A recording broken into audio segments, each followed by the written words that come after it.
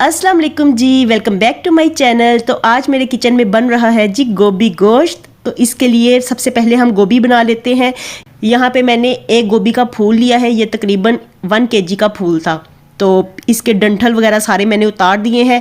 और अब गोभी बनाने का सबसे पहला असूल ये है कि इसके जो फूल होते हैं ना, तो उनको हम पूरा डंडी समेत कट करते हैं, क्योंकि अगर इस गोभी को छोटा छोटा काटेंगे ना तो फिर बाद में पक के गोभी बिल्कुल हलवा ही बनेगी। और इसको खड़ा खड़ा पकाने के लिए ज़रूरी है कि फूल बनाए जाएं गोभी के। तो चलिए ये देखिए सारी मैंने गोभी बना ली है। और देखिए कितनी सफ़ेद सफ़ेद गोभी है ना, तो दिल ललचा जाता है ना ऐसी गोभी देख के। मेरा भी आज दिल ललचा गया था, तो इसलिए मैं भी आज गोभी ही ले आई हूँ बनाने के लिए। और यहाँ पे सारी गोभी मैंने बना ली थी। और चलिए जी अब इसको पका भी लेते हैं। तो इसके लिए 1/2 कप मैंने ऑयल लिया है। ऑयल थोड़ा सा गर्म हो गया तो इसमें कुछ खड़े मसाले ऐड करते हैं। और सिर्फ हमने इसमें दालचीनी और एक बड़ी इलायची को ऐड करना है। इससे एक तो गोश्त की स्मेल ख़त्म हो जाएगी और दूसरा गोभी में से बड़ी अच्छी सी खुशबू भी आएगी। हल्का सा इसे ना 1 मिनट के लिए फ्राई होने देते हैं। और अब साथ ही इसमें एक बड़े साइज़ का प्याज काट के ऐड कर देंगे। प्याज को हमने फ्राई कर लेना है। प्याज को कलर आने तक फ्राई करेंगे। और देखिए हल्का हल्का ना गोल्डन होना ये स्टार्ट हो गया है। तो अब हमने इसमें लहसुन और अदरक की पेस्ट ऐड करनी है। तो अदरक गोभी में थोड़ा सा ज़्यादा ऐड किया जाता है, क्योंकि गोभी बादी होती है, तो अदरक की मिकदार थोड़ी सी ज़्यादा रखनी है आपने पेस्ट में।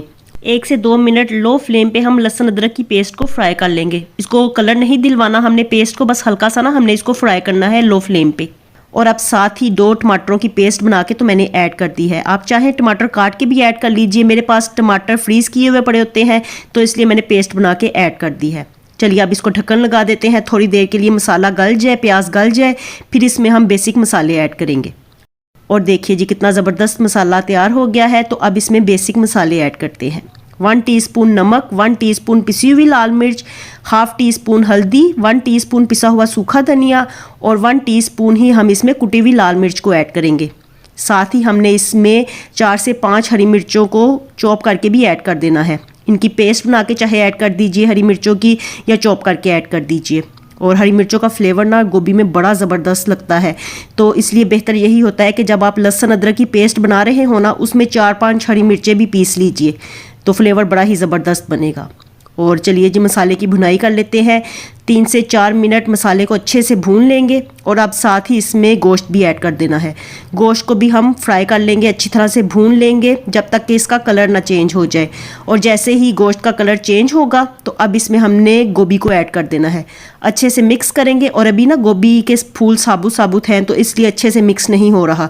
लेकिन जैसे ही इसे हीट लगेगी तो गोभी थोड़ी सी श्रिंक होना स्टार्ट हो जाएगी, नरम भी हो जाएगी, तो फिर अच्छे से भर के हम चम्मच लगा लेंगे। और ये देखिए जी 5 से 6 मिनट गोभी लो मीडियम फ्लेम पे पकती रही है। और अब हम इसमें अच्छे से चम्मच लगा लेते हैं, क्योंकि पहले हमने ठीक से चम्मच नहीं लगाया था।